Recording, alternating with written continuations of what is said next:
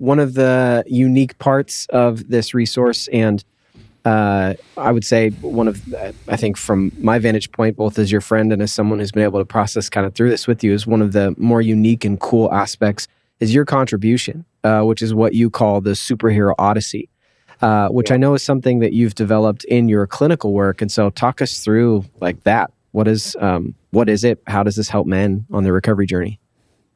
Yeah. When Ted actually said, "Hey, let's work on a book," it was after I had presented this superhero Odyssey to the clinical staff at this retreat, and I think it fits really well into the Compassionate Warrior, because the Compassionate Warrior at large is this character arc, this narrative. The superhero Odyssey is kind of a smaller narrative within that larger narrative, and so the superhero Odyssey really came out of just kind of, like you said, my clinical work, where seeing how individuals, there were also mirrored events in superhero, mutants, whether we're talking Marvel or DC, whatever. But there's this trope again. There's these similar experiences around early childhood trauma, around difficulty in a relationship, around discovering a way to navigate life while avoiding pain, right? Which is really what a lot of the superhero and mutant abilities, like superpowers, become for those characters. They're doing something outward that to navigate through life, right? Like being able to fly or having super strength. But for a lot of them, they realize that if they devote themselves to just that behavior, which keeps them safe, maybe keeps the world safe around them, if they devote themselves to that, then they can't devote themselves to relationship and to their true identity. And so worked into the Compassionate Warriors, a couple chapters where we help guys build scenes from their life to help them see how they've developed, like how their story is birthed out of this trauma, right? And they develop these coping mechanisms other than sexual addiction, because the superpower, isn't masturbation, right? The superpower is something other than their sexual addiction. Yeah. And so they've learned to do this to keep themselves safe. And so the way that it fits into the Compassionate Warrior also is that one of the stages in the hero's journey is the Threshold Guardian. And the Threshold Guardian's role is to basically keep the main character, the protagonist, from being able to move into and not only face this challenge, but also step into their identity.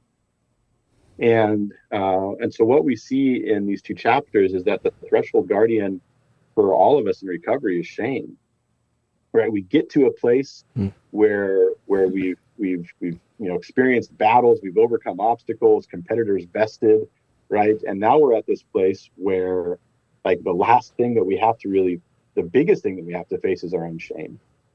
And so the superhero Odyssey just puts it into the form of kind of a superhero, mutant, superpower. But then helps you to see that really the biggest thing you have to face is your own shame, your own story. True or false, you end up with a superhuman ability after you go through these two chapters. Is that correct? Am I understanding you correct?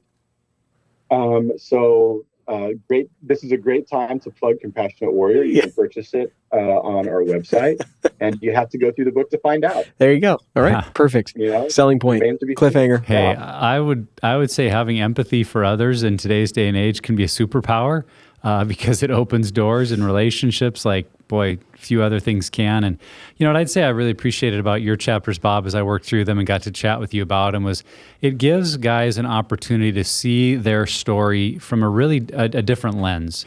And I think in 7 pillars, we're appropriately so just a little more factual based. We're like, okay, what led to what, and how often, and for how long, and what was the nature of your struggle, what was the maximum extent, and you're really kind of trying to put a factual narrative of your history, so you learn to be a truth teller, and that's honest and it's straightforward, but it doesn't always necessarily engage us in the level of putting our, what we talk about, the cohesive narrative, put our whole story together, maybe see things that we've never seen before. And that's what I'm already hearing from guys that have been through those chapters. It's like, man, I thought I understood like the lie I listened to, but as I wrote that narrative and got creative and adding these extra elements of kind of the dramatic effect, as Bob encourages you to think through it in kind of a cinematic version of it. Mm-hmm. It's like the little details suddenly just become these spotlights on, I have never realized, this part or how important that was to me.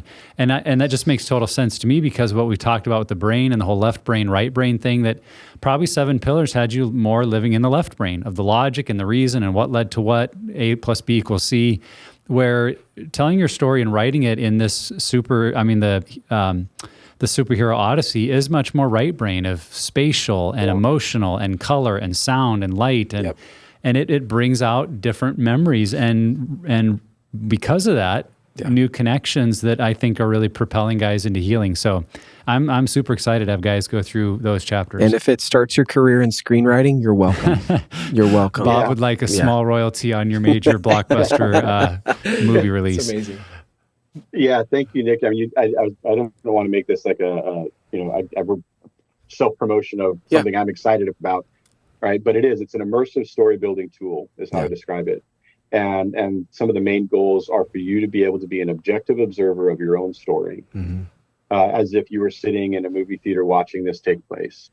And by doing that, we're able to, as an objective observer, we're able to build empathy for ourselves, right? And which is really for the main character. And so when I'm working through this tool with clients, like I won't, when we're talking about the scene they've developed, I won't say like, oh yeah, so here Trevor does this. I'll say here the main character does this, right? Like I want to help them to see this as an objective observer. And in the Hollywoodizing of these true events, they're adding basically this cinematic experience or the storytelling experience with lights and sound and camera angles and all this stuff that words can't communicate. Yeah. And Guillermo del Toro talks about in directing and writing that his goal isn't so much to recreate a truth as much as it is to recreate an emotional truth.